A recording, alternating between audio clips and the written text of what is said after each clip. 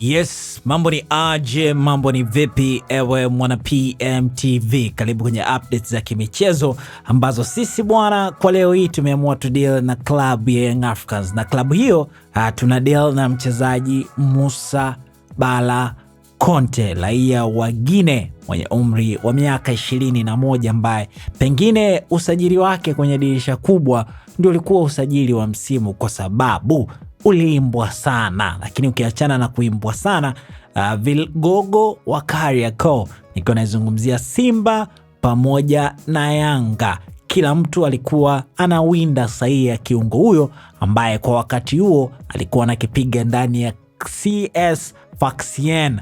Lakini sasa aliyefanikiwa kumpata kiungo huyo si mwingine bali ni club ya Young Africans, na matarajio yalikuwa ni makubwa mno.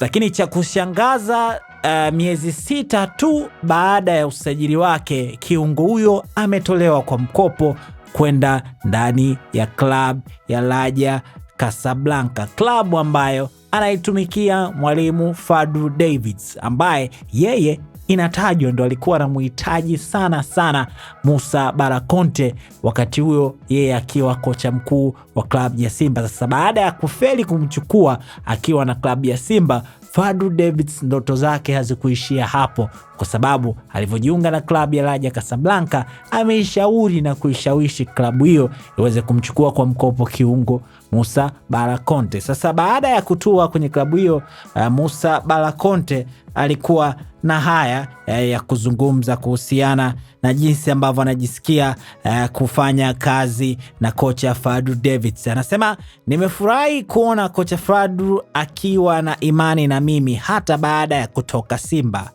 Kweli kabisa ni mwalimu mzuri ambaye ana jicho la kuona kipaji cha mchezaji mkubwa.